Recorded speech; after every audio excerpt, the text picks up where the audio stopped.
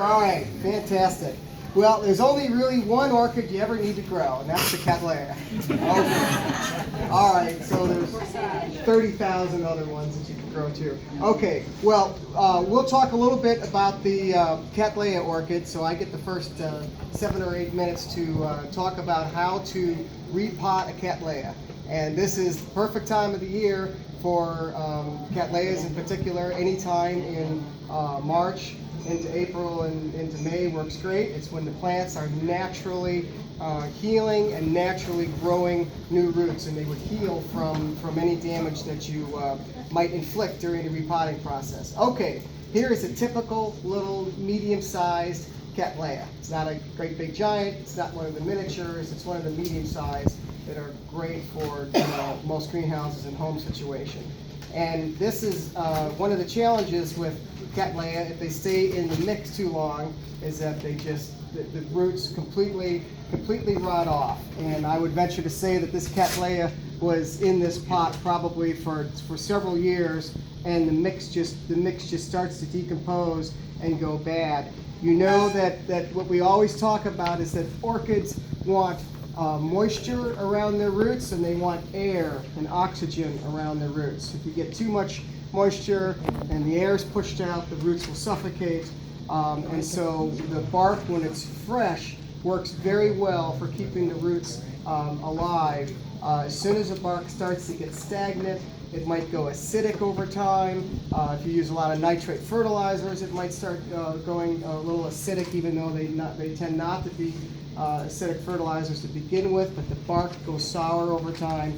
So the golden rule I always tell people is every 2 years, I like to knock my cattleyas out of their pots, get all the bark off, and go back into either the same pot or a fresh pot with fresh bark.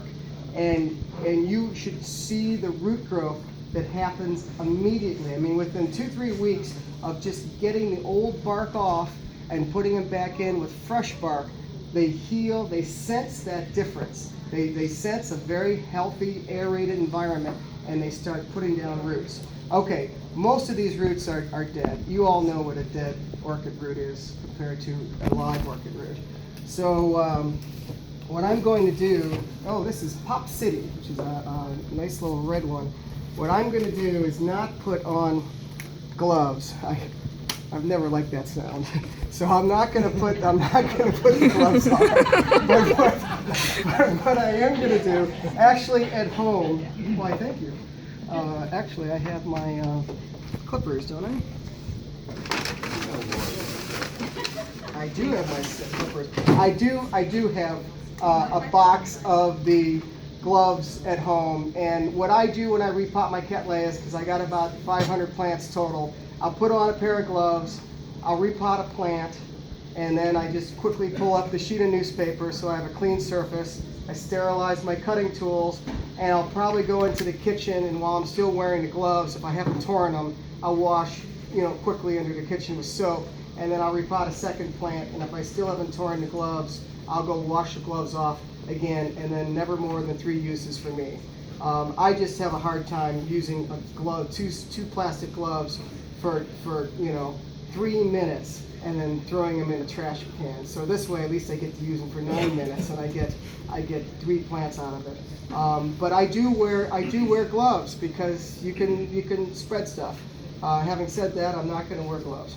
So you've got this orchid plant, and I can tell you it's really healthy. It's got very thick green leaves. The pseudobulbs are not shriveled in any way. The newest one, even the ones back here, are not shriveled. But the root system is almost non-existent. So it tells me this has recently come from definitely a greenhouse environment with high humidity where it was able to survive. As soon as a plant like this comes into a low environment home, they usually start to decline right away because you need a good root system to feed the right amount of moisture into a plant. So, glasses.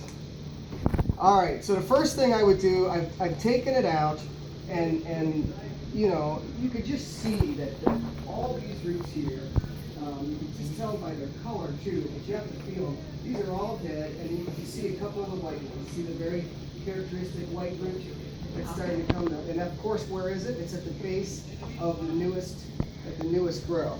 But almost everything in my hand is old, and this was in some sphagnum, which is actually hard to get off. I'm going to only keep this group of 4 here. I'm not going to keep this smaller group of 3. It's a choice of mine. A lot of people might take this whole thing and put it back in the pot. I'm not going to. I'm going to get rid of that, and I'm just going to keep this newest group of 4 because I flame my tools between cuttings. You know, that's how I do it, and I did this at home. But I flame them for several maybe almost a minute until the tip of the cutting tool. There's a little. Let's not set off any alarms here. There was a little bit of plastic from a clip I had cut, but I flame these until the tips glow orange. So there's nothing, there's no virus, there's no bacteria, but I flamed these before I left. So I'm going to go in here. I'm going to find this growing point of where this leaf is. This leaf isn't even attached, or is it? It's not even attached. That was just a separate piece that was in there. And I'm going to find the very back. I'm going to make a little cut. I'm going to pull apart that old. Where in the world is that attached? You can't remove it if you can't find it. Well, I might just leave it. But in any event, I want to get down in here, and I want to be very careful of the newest white roots. Those I do not want to damage. But I want to get in here, and I want to pull out as much of this fuzzy brown potting material that I have no idea what it is. And I want to get as much of that away from those new white roots.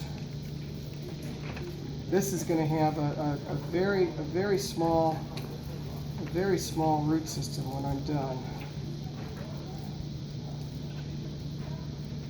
You had a sink available to you would walk in it? If I had a sink, would I wash the roots? No. I repot them whether they're moist or dry. I don't make a point to wet them in advance, but the roots do become more pliable when you moisten them in advance. And also the sheaths, which I like to peel off, are easier to peel off if you moisten them in advance. I just don't have time to do that. I just go from one plant to the next off the shelf, and if I happen to water recently, they're moist. If I didn't happen to water recently, they're dry. If I'm in the garage repotting, I'm just pulling them off the bench. So I've gotten rid of most of the potting mix off of that, and then I'll go through and I'll feel the roots with my fingers, and if I press it and there's nothing to it, it collapses. I know it's dead, and I trim it off. If it has some resistance and it feels thick, I leave it on, and that's a very quick way of being able to determine which roots are alive and which roots are dead. But I want to get as much of the dead material off as possible, because it's not going to do you any favors. Even if you end up cutting all the way down to the underneath of the rhizome and you think, oh my gosh, there's nothing left, it's better to have it gone than it is to have a cluster of dead roots.